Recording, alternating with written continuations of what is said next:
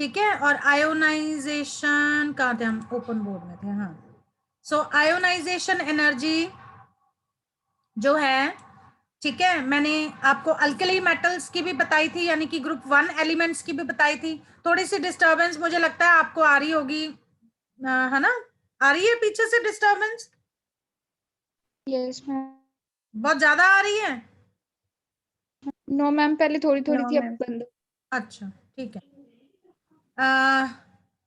मैं क्या कह रही थी, हाँ। सो ग्रुप 1 के एलिमेंट्स जो हैं उनकी फर्स्ट आयोनाइजेशन एनर्जी, जैसे कि फॉर एग्जांपल मैंने आपको बताया था सोडियम के केस में, तो सोडियम की जो फर्स्ट आयोनाइजेशन एनर्जी है वो कम होती है as compare to magnesium, as compare to magnesium. But second ionization energy, यानी कि सेकेंड इलेक्ट्रॉन जब आप निकालते हो सोडियम में से, तो वो जो सेकेंड इलेक्ट्रॉन निकाला जाता है वो स्टेबल नोबल गैस कॉन्फ़िगरेशन में से निकालते हो, जिसकी वजह से आपको बहुत ज्यादा एनर्जी देनी पड़ेगी। So second ionization energy is very high as compare to magnesium. Magnesium के केस में जब सेकेंड इलेक्ट्रॉन निकाला जाता है तो उसकी स्टेबल कॉन्फ़िगरेशन नहीं है, उसकी अभी अनस्टेबल कॉन्फ़िगरेशन है। तो सॉरी, अगर आप एक और इलेक्ट्रॉन इसमें से निकाल दोगे तो ये स्टेबल बन जाएगा, फिर इसकी स्टेबल कॉन्फ़िगरेशन हो जाएगी, तो ये रेडिली सेकेंड इलेक्ट्रॉन लूज करेगा। ठीक है, तो जब आपको कंपैरिजन करना है तो first ionization energy of sodium is less than first ionization energy of magnesium, but second ionization energy of sodium is very very high as compared to second ionization energy of magnesium। तो इसके ऊपर ऐसे question आ सकता है कि why second ionization energy of sodium is higher than magnesium। ठीक है, इसका क्या कहते हैं, मैं आपको वैल्यूज भी बता देती हूँ। ये देखिए इसकी वैल्यूज ये लिखी हुई है वैल्यूज। तो फर्स्ट आयोनाइजेशन एनर्जी अगर आप देख रहे हो सोडियम की तो 496 है, जबकि सेकेंड आयोनाइजेशन एनर्जी सोडियम की 4564 है। मैग्नीशियम की फर्स्ट आयोनाइजेशन एनर्जी 738 है, जबकि सेकेंड आयोनाइजेशन एनर्जी मैग्नीशियम की 1451 है। ठीक है, which is very very less than sodium. Is it okay? तो जब आपको कोई जनरली पूछता है आयोनाइजेशन एनर्जी का कंपैरिजन, तो वो फर्स्ट आयोनाइजेशन एनर्जी होती है। ठीक है, तो फर्स्ट आयोनाइजेशन एनर्जी का जनरल ट्रेंड आपने देखना है पीरियड में, तो generally it goes on increasing, यानी अल्कली मेटल सबसे पहले आते हैं, उसके बाद अल्कलाइन अर्थ मेटल्स आते हैं। तो अल्कली मेटल्स की आयोनाइजेशन एनर्जी कम है, अल्कलाइन अर्थ मेटल्स की थोड़ी सी ज्यादा है फर्स्ट। लेकिन जब आप सेकंड का कंपैरिजन करोगे तो सेकंड का आपको ये देखना पड़ेगा कि सेकंड इलेक्ट्रॉन स्टेबल कॉन्फ़िगरेशन में से निकल रहा है या अनस्टेबल कॉन्फ़िगरेशन में से निकल रहा है। तो जैसे फॉर एग्जांपल मैग्नीशियम के केस में सेकेंड इलेक्ट्रॉन निकालने के बाद वो स्टेबल हो रहा है, तो उसकी आयोनाइजेशन एनर्जी जो सेकेंड आयोनाइजेशन एनर्जी है that is very very less than sodium, second ionization energy of sodium. So ये बहुत इंपॉर्टेंट क्वेश्चन है, ये आपको पूछा जा सकता है। ये मैंने एक एग्जाम्पल दिया है, इसी तरह से वो किसी और के साथ भी कंपैरिजन कर सकता है। फॉर एग्जाम्पल जैसे मैंने ये सोडियम और मैग्नीशियम का कंपैरिजन किया है, आपको वो लिथियम और बेरिलियम का कंपैरिजन पूछ सकता है, सेम टू सेम आंसर। अपने आप ट्राई करोगे, अपने आप करोगे, है ना? ठीक है, चल यस मैम। ओके, चलिए आगे चलते हैं अब। हाँ, अब ये हमारी बात हो गई क्या कहते हैं आयोनाइजेशन एनर्जी के ऊपर। अब मैं बात करूंगी मेल्टिंग एंड बॉइलिंग पॉइंट के ऊपर। ठीक है, मेल्टिंग एंड बॉइलिंग पॉइंट अगर हम अल्कली मेटल्स और अल्कलाइन अर्थ मेटल्स का देखें तो अल्कली मेटल्स जो हैं they are soft in nature, they are soft metals, ये सॉफ्ट मेटल्स होते हैं और इनका low melting and boiling point है। ठीक है, क्यों इनका low melting and boiling point है, क्यों ये सॉफ्ट मेटल्स हैं? क्योंकि इनके पास वैलेंस शेल में सिर्फ एक इलेक्ट्रॉन है, because they have only one valence electron पर मेटल एटम। ठीक है, हर मेटल एटम के पास सिर्फ वैलेंस इलेक्ट्रॉन में एक वैलेंस इलेक्ट्रॉन है, जिसकी वजह से इसकी जो क्या कहते हैं मेल्टिंग एंड बॉइलिंग पॉइंट है वो बहुत नेचुरली ये मेटल सॉफ्ट होंगे। आपको पता है सॉफ्ट कैसे है, रबर लाइक है। जैसे सोडियम मेटल है, सोडियम मेटल का पीस आप आराम से ब्लेड के साथ काट सकते हो, ये रबर की तरह सॉफ्ट होते हैं, right? So that's why they have low melting and boiling point because they have only one valence electron in its outermost shell. तो इनकी नेचुरली जो एनर्जी है, binding energy binding the atoms in crystal lattice of the metal is low, इसकी वजह से इनकी melting and boiling point low होता है। लेकिन अगर हम इसको अल्कलाइन अर्थ मेटल्स के साथ कंपेयर करेंगे तो अल्कलाइन अर्थ मेटल्स का melting and boiling point alkali metals के कंपैरिजन में थोड़ा सा हाई होगा, ठीक है, and they are little bit harder than alkali metals. तो कंपैरिजन दोनों के करते जाना, साथ साथ में ही लिखते जाना, ठीक है, उसका हम अलग से नहीं पढ़ेंगे, राइट? मैं आपको यहाँ पे दिखा भी देती हूँ मैग्नीशियम का मेल्टिंग एंड बॉइलिंग पॉइंट, ये रहा मैग्नीशियम का, यानी मैग्नीशियम नहीं सॉरी अल्कलाइन अर्थ मेटल्स का। तो अल्कलाइन अर्थ मेटल्स का मेल्टिंग एंड बॉइलिंग पॉइंट ये देखिए, सो इनका भी melting and boiling point low होता है, but it is generally higher than, ये देखो यहाँ पे लिखा हुआ है, it is higher than corresponding alkali metals. मतलब जब हम पीरियड में मूव करेंगे तो मेल्टिंग एंड बॉइलिंग पॉइंट जो है दे गो ऑन इंक्रीजिंग। तो अल्कली मेटल्स का सबसे लो, उससे ज्यादा अल्कलाइन अर्थ मेटल्स का, लेकिन बाकी एलिमेंट्स के कंपैरिजन में उसका लो है, right, in the same period due to comparable smaller size. So melting and boiling points do not show regular trends. हाँ, इसमें कोई रेगुलर ट्रेंड नहीं है मेल्टिंग एंड बॉइलिंग पॉइंट का। तो atoms of alkaline earth metals have smaller size as compare to alkali metals. तो alkali metals के comparison में अल्कलाइन अर्थ मेटल्स का साइज जो है वो छोटा होता है, therefore they are more closely packed in their crystal lattice and hence they have higher melting and boiling point, ठीक है। सो अल्कली मेटल्स का साइज, एटॉमिक साइज बड़ा होता है, जिसकी वजह से उनकी क्लोज पैकिंग थोड़ी कम होगी। अल्कलाइन अर्थ मेटल्स के एटम्स का साइज छोटा है, जिसकी वजह से उसकी क्लोज पैकिंग अरेंजमेंट जो है वो ज्यादा क्लोजली पैक्ड होंगे, right? So that's why alkaline earth metals have little bit higher melting and boiling point as compare to alkali metals. I hope इतना समझ में आ गया, आई होप इतना समझ में आ गया। Yes, ma'am. Yes, ma'am. चलिए नेक्स्ट पॉइंट है डेंसिटी। डेंसिटी, अब हमने डेंसिटी का कंपैरिजन करना है। तो डेंसिटी जो है अल्कली मेटल्स की that is quite low as compare to other metals. बाकी मेटल्स के कंपैरिजन में अल्कली मेटल्स की जो डेंसिटी है ये कम है, लो है। जैसे for example lithium, sodium, potassium, they are even lighter than water, ये पानी से भी लाइटर हैं, इसलिए ये फ्लोट कर सकते हैं पानी के ऊपर, ठीक है। So densities increase on moving down the group. तो जब आप ग्रुप में नीचे मूव करोगे, लिथियम, सोडियम, पोटाशियम, रुबीडियम, तो डेंसिटी जो है वो इंक्रीज होगी, right. However potassium is lighter than sodium. लेकिन यहाँ पे थोड़ा सा एनॉमलस बिहेवियर आ गया। हम अभी कह रहे हैं कि जनरली ग्रुप में मूव करें तो डेंसिटीज जो हैं they keep on increasing, but potassium की density is lighter than sodium. I mean less than sodium means potassium is lighter than sodium, ठीक है, वो थोड़ा सा lighter है। The densities of metallic elements depend upon the type of packing of atoms in metallic state and also on their size, ठीक है। ये जो डेंसिटी है किसके ऊपर डिपेंड करती है कि एटम जो है उनकी पैकिंग कैसे हो रही है। क्लोज पैकिंग अरेंजमेंट हम लोगों ने सेमेस्टर 1 में पढ़ा था, close packing arrangement, hexagonal close packing, cubic close packing बताई थी ना मैंने। केमिकल बॉन्डिंग में Yes, ma'am. Ionic bonding, chemical bonding वाला जो चैप्टर था, हाँ आयनिक बॉन्डिंग, वहां हमने क्लोज पैकिंग अरेंजमेंट पढ़ा था, ठीक है। तो वो डिपेंड करती है साइज के ऊपर, ठीक है, राइट। अच्छा, ये जो अल्कली मेटल्स हैं they have close packing of metals in their lattice because of large size of their atoms, they have low densities, ठीक है, क्लोज पैकिंग है लेकिन इनका साइज बड़ा होता है जिसकी वजह से इनकी डेंसिटी कम होती है। अब मैं आपको ये बताती हूं कि पोटाशियम की डेंसिटी सोडियम के कंपैरिजन में क्यों कम है।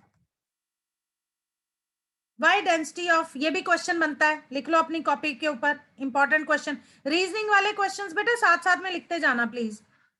वाई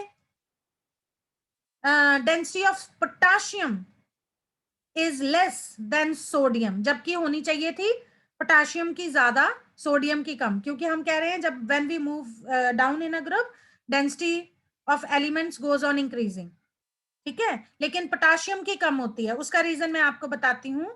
लिथियम की अगर हम कॉन्फ़िगरेशन देखें तो it is 1s2 2s1। Sodium की कॉन्फ़िगरेशन देखें it is 1s2 2s2 2p6 3s1, right.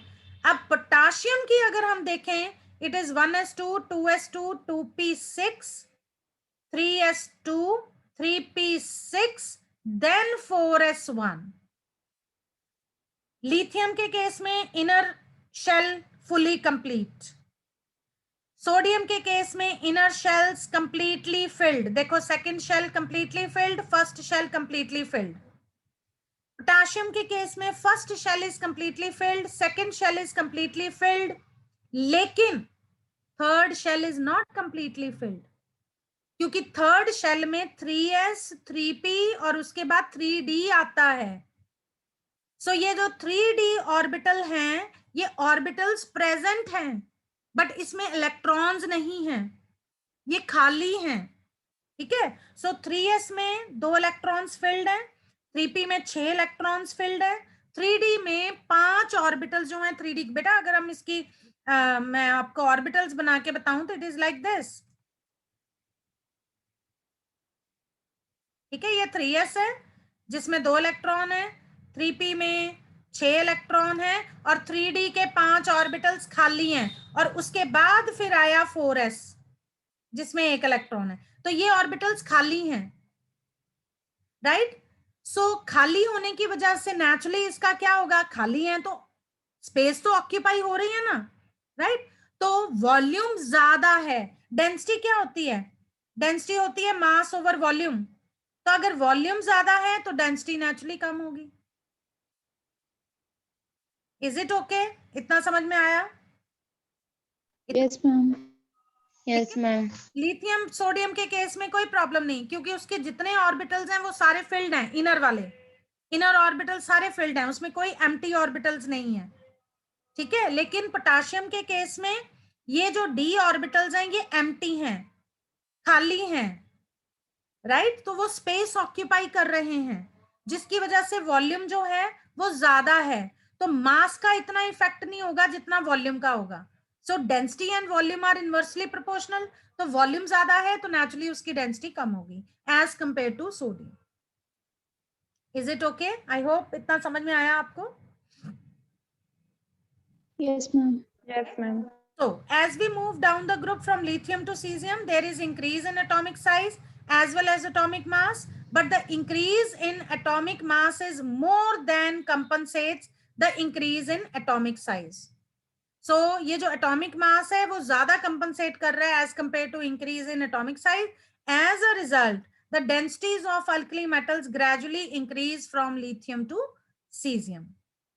Right हाँ, ये पॉइंट क्यों आया, अब जैसे मैंने अभी आपको बोला कि डेंसिटी होती है मास ओवर वॉल्यूम, है ना, तो आप कहोगे वॉल्यूम मतलब साइज, है ना, तो आप कहोगे भाई हम नीचे ग्रुप में मूव कर रहे हैं तो इसका मतलब है साइज इंक्रीज हो रहा है, साइज इंक्रीज हो रहा है तो डेंसिटी तो कम होनी चाहिए थी क्योंकि वॉल्यूम इंक्रीज हो रहा है। तो वो ये पॉइंट यहाँ पे समझाना चाह रहा है आपको कि इसका जो एटॉमिक साइज है उसके कंपैरिजन में जो एटॉमिक मास है that is more than compensated, that's why density goes on increasing, क्योंकि मास ऊपर है, राइट। लेकिन पोटाशियम के केस में आपको याद रखना है कि उसके पास जो ऑर्बिटल्स हैं वो खाली हैं, 3d के ऑर्बिटल्स खाली हैं, जिसकी वजह से उसका जो वॉल्यूम है वो ज्यादा होगा, राइट। और density and volume are inversely proportional, जिसकी वजह से डेंसिटी कम होगी। I hope it is clear to everyone, ठीक है। यहाँ पे ये देखो, इसका मैं कलर चेंज करके आपको बताती हूँ। यहाँ पे अब उसने पोटाशियम का बता दिया, जो मैंने ऑलरेडी बताया हुआ है आपको, अभी बताया था. So potassium is lighter than sodium, probably due to larger increase in atomic size as compared to increase in atomic mass. Now, why there is larger atomic size? क्यों है ज्यादा साइज? अभी मैंने आपको बताया, because of mt3d orbitals. Is it clear? यहां पे नहीं लिखा हुआ, देखो आंसर में, इसका रीजन मैंने आपको समझाया है. यहां कहीं नहीं उसने 3D मेंशन किया हुआ. सो प्लीज इस चीज को, आंसर को नोट डाउन कर लेना. मैं देखूं जरा, सुन रहे हो आप लोग कि नहीं सुन रहे? तो सिर्फ 21 स्टूडेंट्स ने आज ज्वाइन किया, क्या बात है? ओहो, आज सैटरडे है ना? आज सैटरडे है, आज वीकेंड है. तो हम वीकेंड्स को तो क्लासेस लगाते नहीं है. सैटरडे के बाद क्योंकि संडे आ जाता है, तो हमने एक छुट्टी करनी होती. मैंने भी की हुई है आज, देखो. पर मेरी तबीयत नहीं ठीक थी सुबह. और उसके बाद हमारा संडे के बाद मंडे आता है, तो हमने मंडे को भी नहीं आना होता है. क्यों भाई, क्या ख्याल है? भाई सारे चुपचाप सुनी जा रहे हैं, मेरे को जवाब तो दे दो. क्यों भाई, ऐसा ही है ना ये? है मंडे को भी कई बच्चे है ना, क्योंकि संडे के बाद फिर मंडे आ जाता है, तो संडे के बाद हमारा दिल नहीं करता मंडे को ज्वाइन करने का. संडे के बाद हमारा मंडे हमें बहुत गंदा लगता है. क्यों भाई, ऐसा ही है ना? चलो एनीवेज, इतना समझ में आया जितना मैंने बताया अभी आपको? Yes, ma'am. Yes. राइट. सो ये इंपॉर्टेंट क्वेश्चन है, प्लीज इसको नोट डाउन कर लीजिए. मैंने 2-3 आपको इंपॉर्टेंट क्वेश्चंस बताए हैं, उसका आपने असाइनमेंट बनाते जाना है अलग से. जैसे कल मैंने आपको अच्छा, कल मैंने एप्लीकेशन ऑफ कोलॉइड्स वाला एग्जाम वो दिया था आपको, वो भी असाइनमेंट में लिख लीजिए अलग से जो आपने असाइनमेंट बनानी है, इस कॉपी में नहीं, जो आपकी रेगुलर कॉपी है. और इस चैप्टर में से आपका पहला क्वेश्चन मैंने ये वाला बताया था, सोडियम मैग्नीशियम वाला. Why sodium first ionization energy of sodium is less than magnesium, whereas second ionization energy of sodium is more than magnesium. ठीक है. एक मैं आप लोगों के साथ ना अपना YouTube का प्लेलिस्ट की लिंक भी शेयर कर दूंगी. जो ये मैं लाइव लेक्चर्स जो ले रही हूँ, इसके लिंक भी मैं वहां पे डाल रही हूँ, लेकिन वो अनलिस्टेड है. तो आप सीधा मेरे YouTube पे चैनल पे जाओगे तो नहीं दिखेंगे, वो अनलिस्टेड है, क्योंकि ये मैं सीधा ये क्लास वाली रिकॉर्डिंग सीधा नहीं डालती, लेकिन उसको मैंने YouTube पे डाला है, बट अनलिस्टेड किया है. वो मैं लिंक आपके साथ शेयर कर दूंगी, क्योंकि आप उसको बार बार सुन सकते हो. ठीक है. वीडियो को अगर आपका मिस हो गया है, जैसे कल शरीन का मिस हो गया था, तो उसने मांगा था तो मैंने दे दिया. ठीक है, तो आपके लिए हेल्पफुल होगा. चलिए आगे चलते हैं. ये देखिए, ये कुछ एग्जांपल्स भी दे रखे हैं उसने. जैसे for example, most of the transition metals have very high densities, more than 5 ग्राम. इसको इतना जरूरी नहीं है, क्योंकि ये ट्रांजिशन मेटल्स में आएगा, इसकी नहीं जरूरत. आगे चलते हैं. हाँ, अब डेंसिटीज का अल्कलाइन अर्थ मेटल्स के साथ क्या होगा? अल्कलाइन अर्थ मेटल्स की जो डेंसिटी होगी, it will be higher than alkali metals. उसका भी देख लेते हैं. अल्कलाइन अर्थ मेटल्स की डेंसिटी दे रखी है. हाँ जी, दे रखी है, ये देखिए. सो अल्कलाइन अर्थ मेटल, आप कंफ्यूज तो नहीं हो रहे? मैं कभी अल्कली मेटल बोल रही हूँ, कभी अल्कलाइन अर्थ मेटल बोल रही हूँ. बेटा जल्दी बोलिए. Yes. कंफ्यूज हो रहे हो?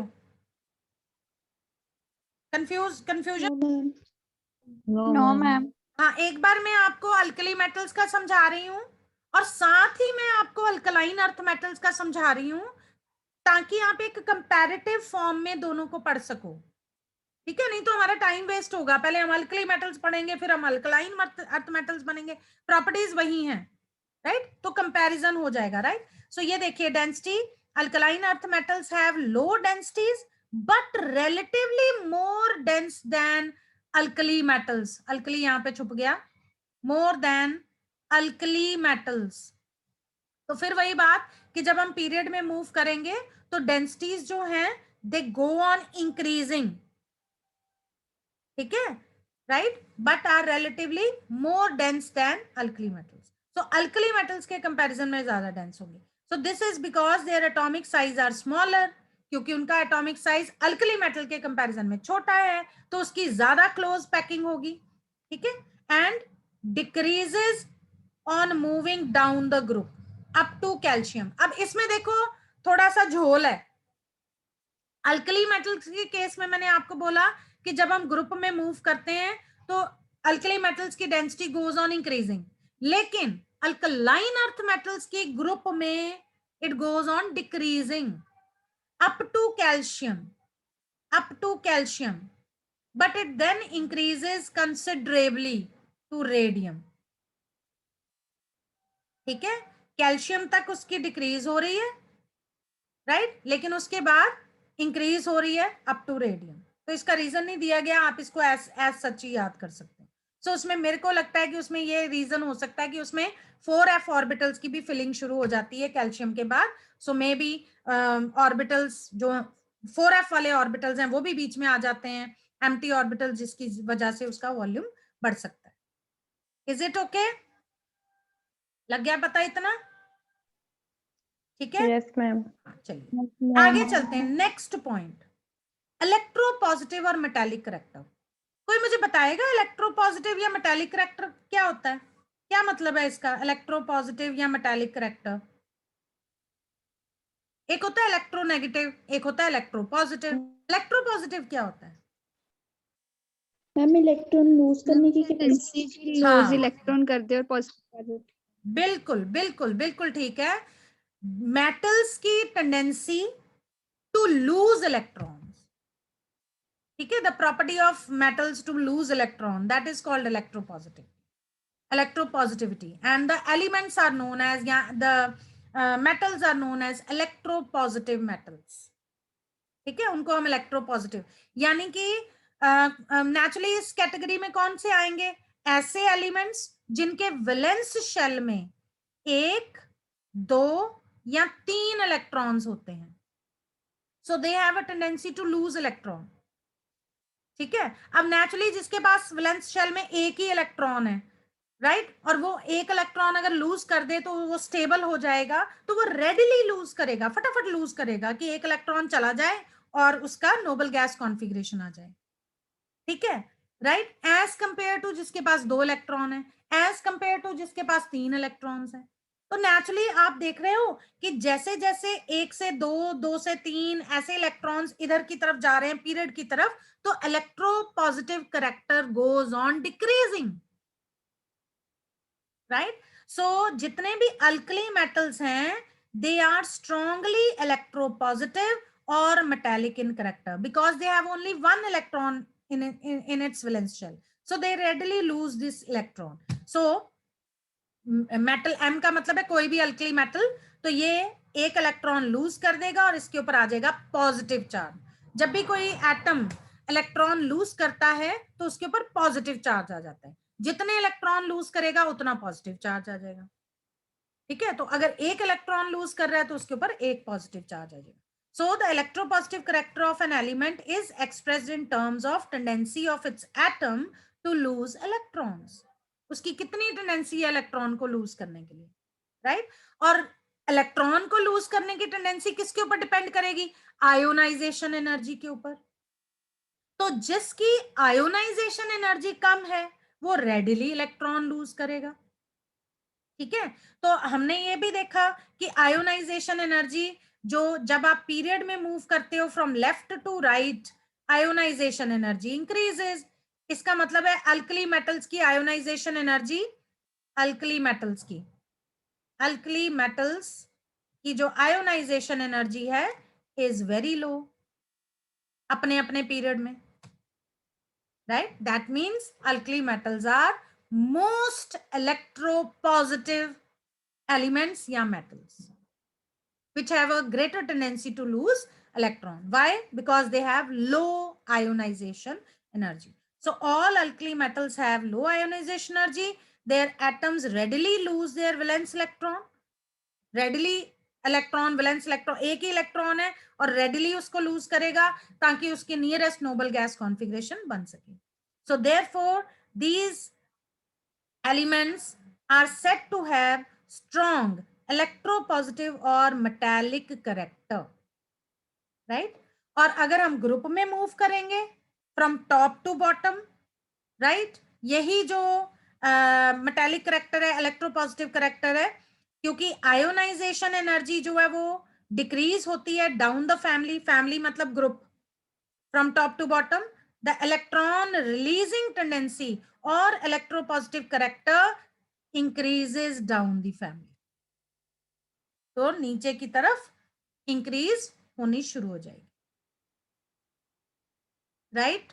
इतना समझ में आ गया, राइट?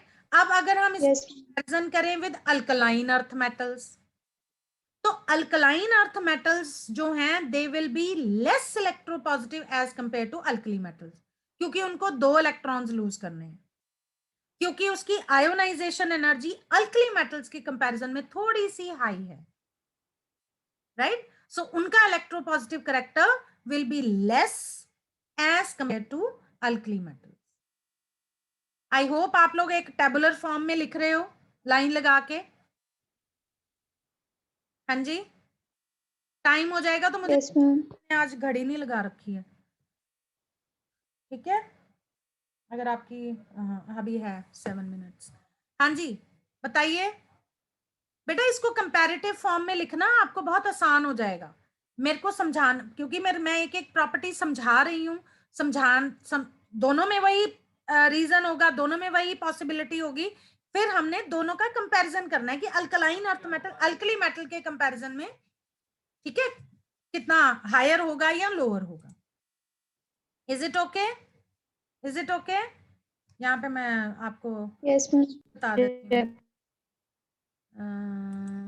इलेक्ट्रोपॉजिटिव ये रहा, अल्कलाइन अर्थ मेटल्स का इलेक्ट्रोपॉजिटिव, ठीक है, because low ionisation energies of alkaline earth metals they are strongly electropositive in nature, however these are not as strongly electropositive as alkali metals of group 1, ठीक है? why? because they have higher ionization energies as compared to alkali metals, right? और बाकी वही trend रहेगा कि electropositive character increases down the group, वो दोनों का सेम है, फ्रॉम बेरिलियम टू बेरियम।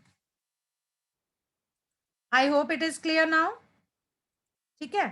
अब इसके बाद नेक्स्ट प्रॉपर्टी है ऑक्सीडेशन स्टेट। अल्कली में ये मैं आपको इलेक्ट्रॉनिक कॉन्फ़िगरेशन में ही बता चुकी थी कि ऑक्सीडेशन स्टेट अल्कली मेटल्स की होती है +1, हमेशा +1, because they have only one valence electron, ठीक है? So alkali metals have only one valence electron, therefore they can lose only single electron, whereas जो अल्कलाइन अर्थ मेटल्स हैं, अल्कलाइन अर्थ मेटल्स पे आ जाते हैं, ठीक है?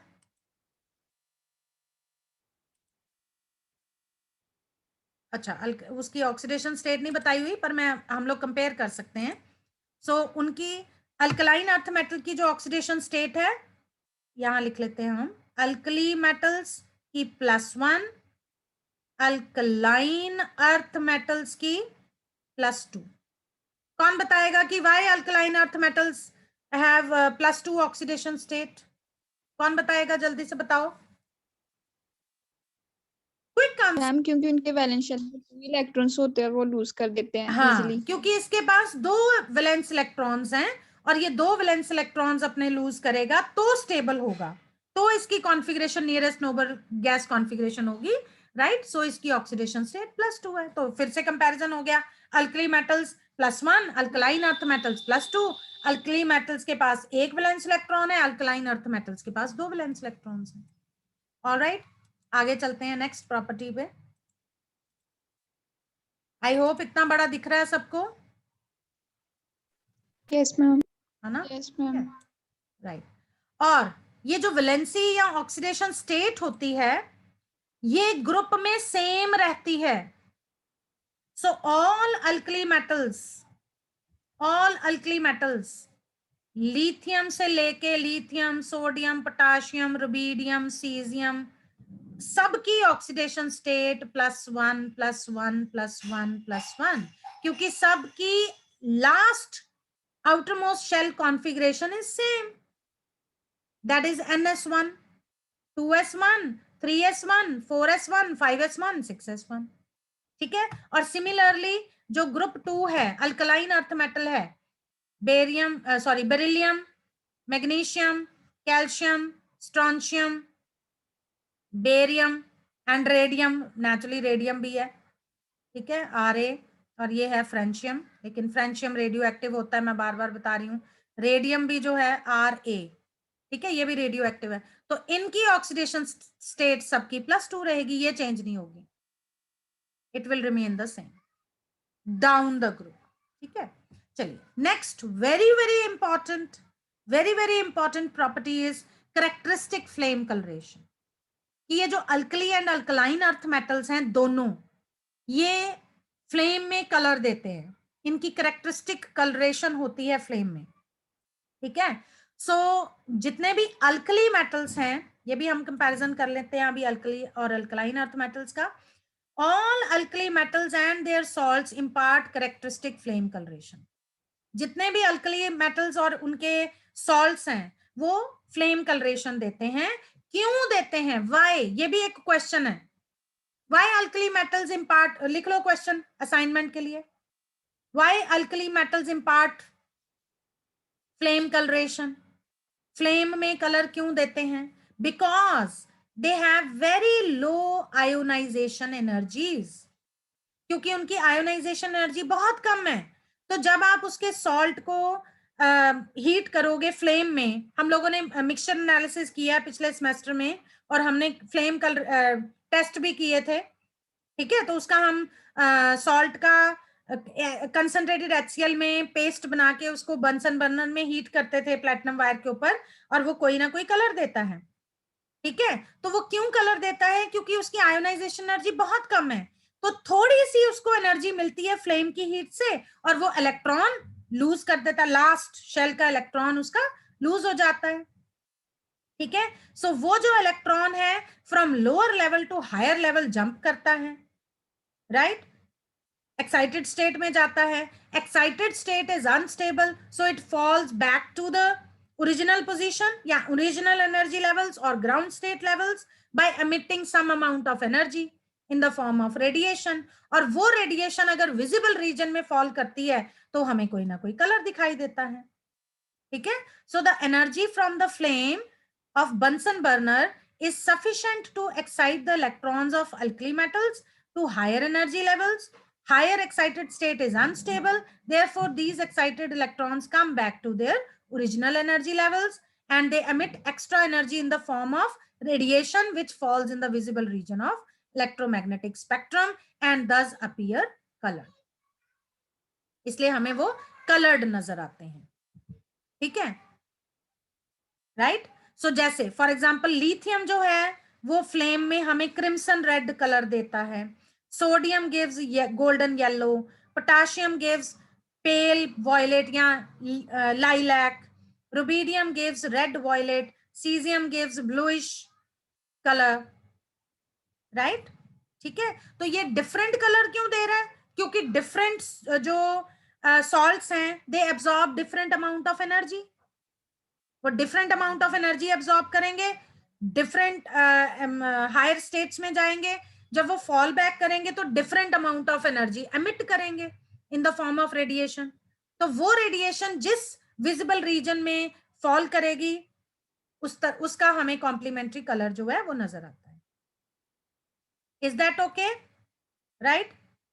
Yes. अब अल्कलाइन अर्थ मेटल्स भी जो हैं वो भी फ्लेम कलरेशन देते हैं, except beryllium and magnesium. Aunty sorry,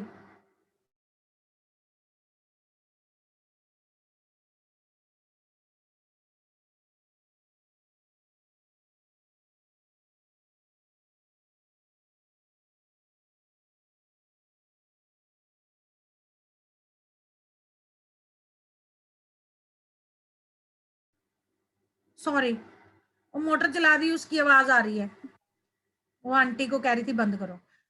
हाँ जी, सो अल्कलाइन अर्थ मेटल्स में beryllium and magnesium they do not impart colour to the flame. Beryllium और मैग्नीशियम को छोड़ के calcium, strontium, barium they impart colour to the flame and of course radium भी, लेकिन radium radio active है, हम उसकी बात नहीं करेंगे। व्हाई? क्योंकि बेरिलियम और मैग्नीशियम की आयोनाइजेशन एनर्जी ज्यादा है, they have high ionisation energy. ठीक है, इतनी नहीं है कि वो इलेक्ट्रॉन को निकाल सके, right? So they have high ionisation energy. लेकिन जब हम बेरिलियम के बाद बेरिलियम मैग्नीशियम के नेचुरली ग्रुप में नीचे मूव करते हैं तो ionisation energy goes on decreasing, right? So calcium, strontium and barium they impart colour to the flame. तो मैं अब उसका भी दिखाती हूं आपको। यस, ये देखिए। सो अल्कलाइन अर्थ मेटल्स में only calcium, strontium, barium and radium, ठीक है, they impart colour to the flame, whereas beryllium and magnesium they do not impart colour to the flame. Calcium देता है हमें brick red, strontium देता है crimson red, barium देता है grassy green या एप्पल ग्रीन, और रेडियम हमें देता है ब्लू कलरेशन। सो ये भी क्वेश्चन बन गया, लिखो असाइनमेंट। और उसके बाद हम कल करेंगे। ये यहाँ पे दिया हुआ, ये देखो, beryllium and magnesium do not give characteristic flame coloration. मैं इसका रीजन बता चुकी हूँ, because they have high ionisation energy as compare to other alkaline earth metals. तो ये भी एक क्वेश्चन बन गया कि why beryllium and magnesium do not impart colour to the flame.